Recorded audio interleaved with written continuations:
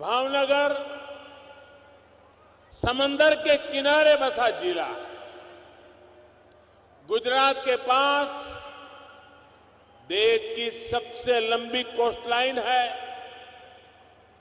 लेकिन आजादी के बाद कई दशकों में तटीय विकास पर उतना ध्यान नहीं दिए जाने की वजह से ये विशाल कोस्टलाइन एक तरह से लोगों के लिए बड़ी चुनौती बन गई थी। समंदर का खारा पानी यहां के लिए अभिशाप बना हुआ था। समंदर के किनारे बसे गांव के गांव खाली हो गए थे, लोग यहां वहां पलायन करने लगे थे। कितने ही नौजवान सूरत जाते थे, वहां एक ही कमरे में 10-10, 15-15, 20-20 लोग जैसे तैसे गुजारा करते थे।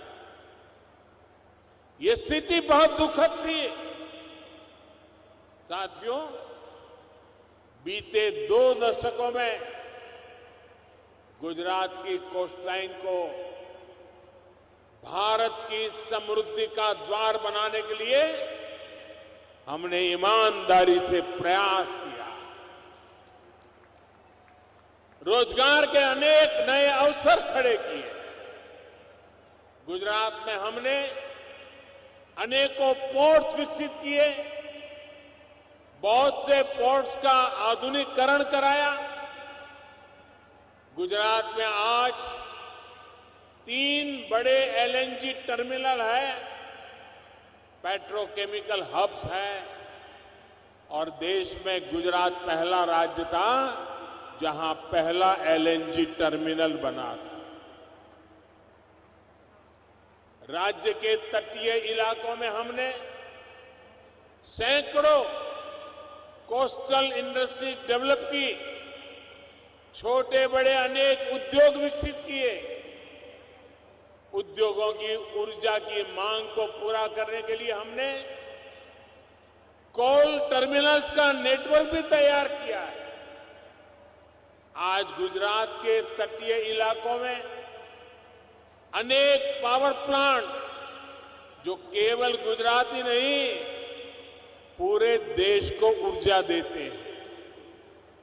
हमारे मछुआरे भाई बहनों की मदद के लिए हमने फिशिंग हार्बर्स बनवाए, फिश लैंडिंग सेंटर्स और फिश प्रोसेसिंग को भी बढ़ावा दिया।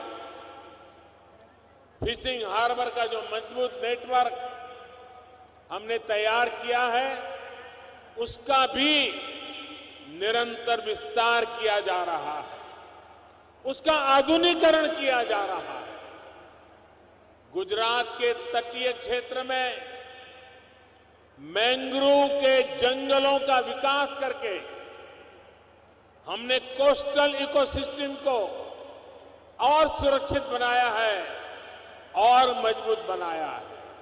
और उस समय भारत सरकार में जो मंत्री हुआ करते थे, उन्होंने एक बार कहा था कि हिंदुस्तान के तटीय राज्यों को गुजरात से मैंग्रोव का विकास कैसे हो सकता है, ये सीखना चाहिए।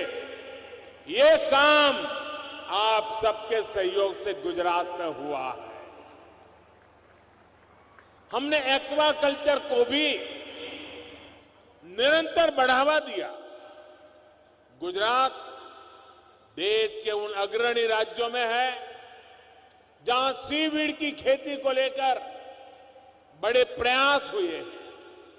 आज गुजरात की कोस्टलाइन देश के आयात निर्यात में बहुत बड़ी भूमिका निभाने के साथ ही लाखों लोगों को रोजगार का माध्यम भी बनी है। आज गुजरात की कोस्टलाइन रिन्यूएबल एनर्जी और हाइड्रोजन इकोसिस्टम उसका पर्याय बनकर के उभर रही है। हमने सौराष्ट्र को भी ऊर्जा का एक महत्वपूर्ण केंद्र बनाने का प्रयास किया है। गुजरात और देश की ऊर्जा उसकी जो जरूरतें हैं, उसके लिए जो कुछ भी चाहिए, आज ये क्षेत्र उसका बड़ा हब बन रहा है। अब तो सौर ऊर्जा के भी अनेक प्रोजेक्ट्स इस क्षेत्र में लग रहे हैं। पालीताना में आज जिस सोलर पावर प्रोजेक्ट का उद्घाटन हुआ है, उससे क्षेत्र के अनेक परिवारों को सस्ती और पर्याप्त बिजली मिल पाएगी। एक समय था, जो आज 20-22 साल के होंगे ना, उनको तो इन बातों का पता भी नहीं होगा।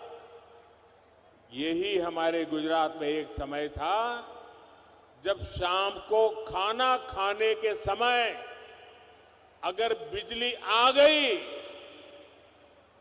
तो खुशी का दिन होता था। और मुझे याद है, मैं मुख्यमंत्री बना, पहले ही दिन से लोग कहते थे कि कम से कम शाम को खाना खाते समय बिजली मिले, ऐसा तो करो। वो सारे दुख वाले दिन चले गए दोस्तों।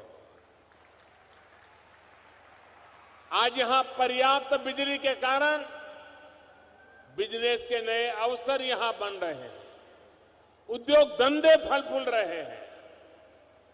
धौलेरा में रिन्यूएबल एनर्जी, स्पेस और सेमीकंडक्टर इंडस्ट्री को लेकर जो निवेश होने जा रहा है, उसका लाभ भी भावनगर को मिलने वाला है।